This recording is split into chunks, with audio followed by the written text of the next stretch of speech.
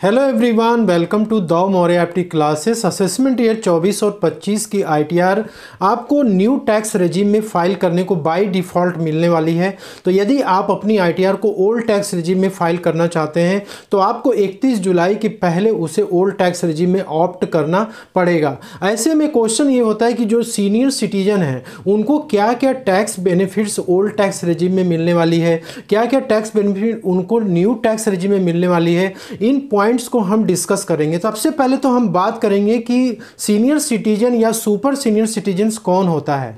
तो एक तो हो गया कि आपको रेजिडेंट होना चाहिए इंडिया का, दूसरा है कि आपकी एज 60 ईयर्स या उससे ज़्यादा होनी चाहिए, तब आप सीनियर सिटीजन कहलाएंगे। सुपर सीनियर सिटीजन वो पर्सन होता है जो कि इंडिया का रेजिडेंट हो, और दूसरा है कि उसकी एज 80 ईयर्स या उससे ज़्यादा हो प्रीवियस ईयर में। सबसे पहले जो टैक्स बेनिफिट मिलती है वो बेसिक एग्जम्पशन लिमिट की मिलती है। इनकम टैक्स एक्ट में बेसिक एग्जम्पशन लिमिट बताए गए हैं। यदि आप एक नॉर्मल सिटीजन है यानी आपकी एज 60 ईयर्स के नीचे है तो आप नॉर्मल सिटीजन माने जाते हैं, और यदि आपकी टोटल इनकम प्रीवियस ईयर में 2.5 लाख तक है तो आपको कोई भी टैक्स नहीं पे करना होता है, आपको आईटीआर भी फाइल करना मैंडेटरी नहीं होता है। वहीं पे सीनियर सिटीजन यदि है तो ये लिमिट 3 लाख की रखी गई है। एडिशनल 50,000 रुपये का यहाँ पे टैक्स बेनिफिट एक सीनियर सिटीजन को मिलता है। मतलब कि यदि आपकी टोटल इनकम प्रीवियस ईयर में 3 लाख तक है तो आपको आईटीआर फाइल करना मैंडेटरी नहीं है। वहीं पर यदि सुपर सीनियर सिटीजन की बात की जाए तो ये लिमिट 5 लाख तक है,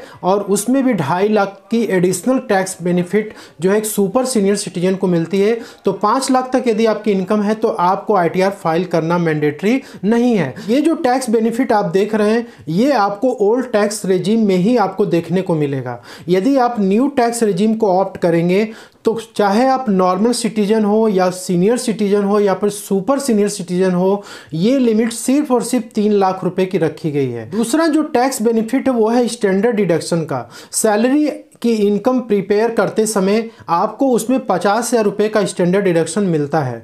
ओल्ड टैक्स रेजिम में आप चाहे नॉर्मल सिटीजन हो या सीनियर सिटीजन हो, सुपर सीनियर सिटीजन हो, तीनों को ही 50,000 रुपये का यहाँ पे स्टैंडर्ड डिडक्शन मिलता था, और अभी भी ओल्ड टैक्स रेजिम में स्टैंडर्ड डिडक्शन है।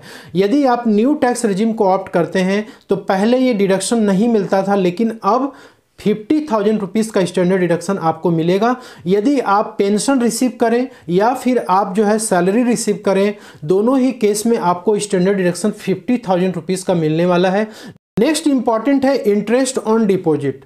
डिपॉजिट चाहे आप सेविंग अकाउंट में पैसे रखें या फिक्स डिपॉजिट आप कराएं पोस्ट ऑफिस में या फिर बैंक में, वहाँ पे जो आपको इंटरेस्ट मिलता है उस पे आपको टैक्स रिबेट या टैक्स बेनिफिट्स मिलता है। सबसे पहले तो ये है कि जो इंटरेस्ट आपको सेविंग अकाउंट पे मिलता है उसको आपको इनकम फ्रॉम अदर सोर्सेज में इस इनकम को दिखाना होता है, और सेक्शन 80 टीटीए में आपको 10,000 रुपीज़ तक का जो डिडक्शन होता है एक नॉर्मल सिटीजन को मिलता है। यदि आप एक सीनियर सिटीजन है या सुपर सीनियर सिटीजन है, आपको इंटरेस्ट सेविंग अकाउंट से या फिर फिक्स्ड डिपॉजिट से आपको पूरे साल भर में यदि 50,000 रुपये तक यदि आपको मिला है तो वहाँ पे आपको 80 टीटीबी में पूरा 50,000 रुपीज़ का आपको यहाँ पे डिडक्शन मिल जाता है। यदि आपका 50,000 के ऊपर यदि इंटरेस्ट जाता है तो ऐसे केस में आपको 50,000 का डिडक्शन मिलेगा। बाकी रिमेनिंग जो आपकी इंटरेस्ट होगी वो अदर सोर्सेस में टैक्सेबल होगी। तो आपको अपनी इनकम सबसे पहले अदर सोर्सेस में शो करनी है, इसके बाद आप डिडक्शन 80 टीटीए या 80 टीटीबी जो भी आपके ऊपर एप्लीकेबल होगा वो आपको क्लेम करना है। तो हम सीनियर सिटीजन की बात कर रहे हैं तो यहाँ पे 50,000 का आप क्लेम ले सकते हैं। वहीं आप यदि न्यू टैक्स रेजिम में अपनी आईटीआर फाइल करते हैं तो सीनियर सिटीजन को ये जो टैक्स बेनिफिट है 80 टीटीबी का या फिर 80 टीटीए का, जो 80 टीटीए तो नॉर्मल सिटीजन को ही मिलेगा, उसकी बात नहीं कर रहा हूँ, लेकिन जो सीनियर सिटीजन है उसको 50,000 का जो डिडक्शन है वो न्यू टैक्स रेजिम में देखने को नहीं मिलेगा। TDS on deposit section 194A काफ़ी इंपॉर्टेंट है दोस्तों। जो बैंक में आप एफडी कराते हो उस पर आपको जो इंटरेस्ट मिलता है उस पर टीडीएस भी डिडक्ट किया जाता है। तो यदि कोई नॉर्मल सिटीजन है तो 40,000 रुपये तक के इंटरेस्ट पे कोई भी टीडीएस नहीं कटता है। तो प्रीवियस ईयर में यदि आपका 40,000 के ऊपर जाएगा तभी टीडीएस एप्लीकेबल होगा। वहीं पे सीनियर सिटीजन की बात करें तो 50,000 रुपीज़ से लिमिट रखी गई है। तो 50,000 के ऊपर यदि कोई भी इंटरेस्ट आपको बैंक या पोस्ट ऑफिस यदि पे करता है तो ऐसे केस में वहाँ पे टीडीएस डिडक्ट हो जाता है, और इस इंटरेस्ट की इनकम को आपको अपने आईटीआर में income from other source head में शो करना पड़ता है। तो यदि आप सीनियर सिटीजन की कैटेगरी में आते हैं और आप चाहते हैं कि इस इंटरेस्ट पे टीडीएस ना कटे, क्योंकि आपकी इनकम प्रीवियस ईयर में 3 लाख तक है या 5 लाख तक है, तो आप बैंक को फॉर्म 15G या H आप सबमिट कर सकते हैं। नेक्स्ट डिडक्शन जो मिलता है वो मिलता है मेडिकल इंश्योरेंस प्रीमियम का सेक्शन 80D में। यदि कोई नॉर्मल सिटीजन है तो वो अपने हेल्थ इंश्योरेंस के लिए जो भी प्रीमियम पे करता है उसमें 25,000 रुपये तक का जो डिडक्शन है अपने सेल्फ के लिए ले सकता है। वहीं पे यदि उसके पेरेंट्स सीनियर सिटीजन नहीं है, ठीक है, तो वहाँ भी वो 25,000 रुपये का डिडक्शन ले सकता है। तो नॉन सीनियर सिटीजन के लिए चाहे आप सेल्फ या पेरेंट्स का आप मेडिकल हेल्थ इंश्योरेंस करा रहे हैं तो उसमें 50,000 रुपये तक का आपको डिडक्शन जो यहाँ पे मिल जाता है। वहीं पे यदि आपके पेरेंट्स सीनियर सिटीजन है और आप जो है नॉन सीनियर सिटीजन है तो वहाँ पर भी आपको एक्स्ट्रा जो है सीनियर सिटीजन के लिए 50,000 रुपीज़ का डिडक्शन मिलता है। तो ऐसे केस में नॉर्मल सिटीजन के लिए यहाँ पर 75,000 रुपीज़ का यहाँ पर डिडक्शन अवेलेबल है 80D में।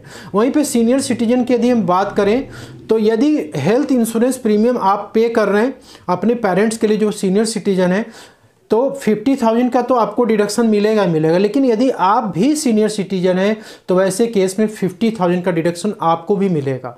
तो सीनियर सिटीजन के लिए टोटल देखा जाए टैक्स बेनिफिट तो 80D में 1 लाख रुपीज़ का है, लेकिन न्यू टैक्स रेजिम में ये बेनिफिट आपको देखने को नहीं मिलेगा। अब यहाँ पे दूसरा पॉइंट ध्यान देने योग्य यह है कि यदि आपके पेरेंट्स सीनियर सिटीजन हैं और आपने उनके हेल्थ पे कोई मेडिकल एक्सपेंडिचर करा है और आपने उनका जो है हेल्थ इंश्योरेंस नहीं ले रखा है, तो ऐसे केस में क्या होगा कि आप मेडिकल एक्सपेंडिचर के लिए जो आप पेरेंट्स के ऊपर कर रहे हैं, सीनियर सिटीजन हैं, 50,000 रुपीज़ तक का आप यहाँ पर क्या कर सकते हैं, क्लेम ले सकते हैं। अब ऐसे जो कोई नॉर्मल सर्जरी हो गया, कोई नॉर्मल जो है डिजीज़ के लिए आप जो है ट्रीटमेंट करा रहे हैं उनका, तो आप जो है मेडिकल हेल्थ इंश्योरेंस नहीं भी लिए तो भी डिडक्शन क्लेम कर सकते हैं। यहाँ पे जो डिजीज़ है अभी कोई स्पेसिफिकेशन नहीं दी गई कि इस डिजीज़ पे आपको 80D में डिडक्शन मिलेगा, ठीक है। तो ये जो बेनिफिट है और साथ में प्रिवेंटिव हेल्थ चेकअप के लिए भी 5,000 रुपये का आपको बेनिफिट यहाँ मिलता है जो कि इसी में इंक्लूड होता है, ठीक है। 80D में आपको ये बेनिफिट सीनियर सिटीजन को मिलते हैं, लेकिन न्यू टैक्स रेजिम में आप ऑप्ट करेंगे तो ये बेनिफिट आपको देखने को नहीं मिलेंगे। एक सेक्शन है स्पेसिफाइड डिजीज के लिए, सेक्शन 80DDB। तो सेक्शन 80DDB का जो सेपरेट वीडियो है वो चैनल पे अवेलेबल है, उसमें मैंने बताया हुआ कि कौन कौन सी डिजीज स्पेसिफाइड है जिसका कि ट्रीटमेंट यदि आप कराते हैं तो आपको 80DDB में डिडक्शन मिलता है।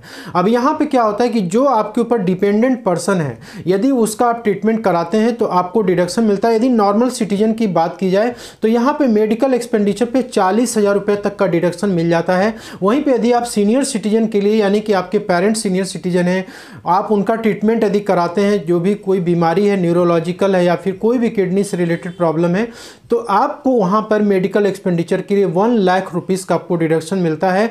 लेकिन 80DDB का डिडक्शन क्लेम करने के लिए कुछ कंडीशंस होते हैं जो फुलफिल करने पड़ते हैं। आप उस वीडियो को वॉच करेंगे, चेकआउट करेंगे, मैं डिस्क्रिप्शन में लिंक आपको दे दूंगा, आई बटन पे भी लिंक दे दूंगा। तो दोस्तों ये जो 80DDB का डिडक्शन है ये आपको ओल्ड टैक्स रेजिम में ही मिलेगा। न्यू टैक्स रेजिम को यदि आप ऑप्ट करेंगे तो आपको ये डिडक्शन वहाँ पे देखने को नहीं मिलेगा। तो सीनियर सिटीजन को एक जो बेनिफिट मिलती है पेमेंट ऑफ एडवांस टैक्स का, तो एडवांस टैक्स का पेमेंट किसको करना जरूरी होता है? यदि आपकी एस्टिमेटेड टैक्स लायबिलिटी यानी कि आप फाइनेंशियल ईयर में अपना एस्टिमेट लगा लेते हैं कि हमारी इनकम इतनी इतनी है, इसी सोर्सेज से इनकम है और हमारी टैक्स लायबिलिटी 10,000 या उससे ज़्यादा की आ रही है, तो ऐसे केस में हर एक पर्सन को एडवांस टैक्स पे करना पड़ता है क्वार्टरली बेसिस पर। लेकिन सीनियर सिटीजन के लिए आप यहाँ पे देख रहे हैं कि जिसकी एज 60 ईयर्स या उससे ज़्यादा की है उसको एडवांस टैक्स पे करने की ज़रूरत नहीं है। लेकिन यहाँ पे कंडीशन लगाया गया है कि इस रेसिडेंट पर्सन का, इस सीनियर सिटीजन का कोई भी इनकम बिजनेस या प्रोफेशन से नहीं होना चाहिए। और नेक्स्ट यहाँ पे एक ITR फाइलिंग के लिए बेनिफिट मिलता है। नॉर्मल सिटीजन के केस में है कि यदि आपकी टोटल इनकम 2.5 लाख के नीचे है तो आपको ITR फाइल करना मैंडेटरी नहीं है। लेकिन आपके किसी इनकम पे यदि TDS कट चुका है और TDS या TCS कट चुका है और उसका जो अमाउंट है 25,000 या उससे ज़्यादा है, तो ऐसे केस में आपको ITR फाइल करना मैंडेटरी हो जाता है। लेकिन यहाँ पे सीनियर सिटीजन के लिए एक बेनिफिट दी गई है कि यदि आपकी TDS और TCS की जो अमाउंट है वो 50,000 या उससे ज़्यादा है तब आपको ITR फाइल करना मैंडेटरी होगा। नेक्स्ट जो बेनिफिट सीनियर सिटीजन को देखने को मिलती है कि ITR फाइल करना मैंडेटरी है, कंपलसरी नहीं है। सेक्शन 194P यहाँ पे इंट्रोड्यूस किया गया था, जो कि ऐसे पर्सन के लिए ये सेक्शन निकाला गया है जिसका कि एज 75 ईयर्स से ज़्यादा हो, ठीक है। लेकिन ऐसे केस में क्या है कि उनकी जो इनकम होनी चाहिए वो सिर्फ और सिर्फ इंटरेस्ट या पेंशन से होनी चाहिए।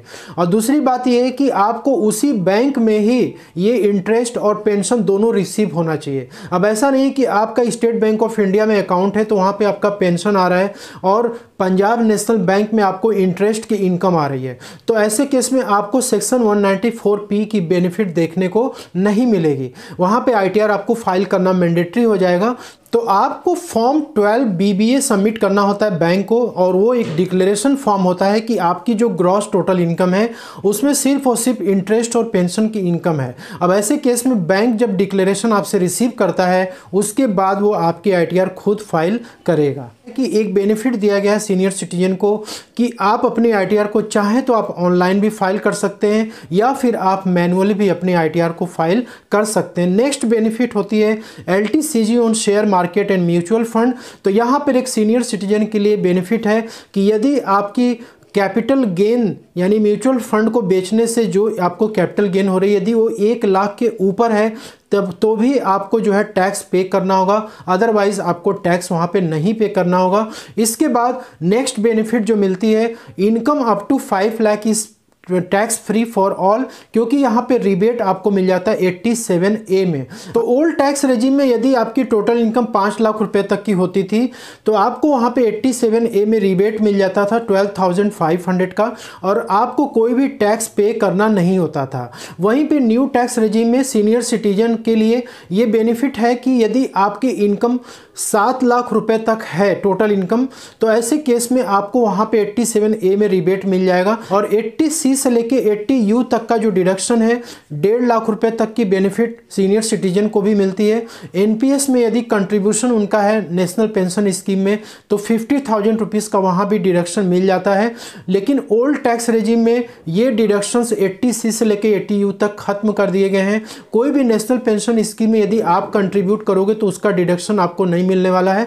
तो ये 2 लाख रुपए का डिडक्शन, चाहे आप LIC प्रीमियम दें या LSS ट्यूशन फीस दें, होम लोन का रीपेमेंट करेंगे, कोई भी डिडक्शन आपको न्यू टैक्स रेजिम में नहीं मिलेगा, सिर्फ और सिर्फ आपको ओल्ड टैक्स रेजिम में ही देखने को मिलेगा।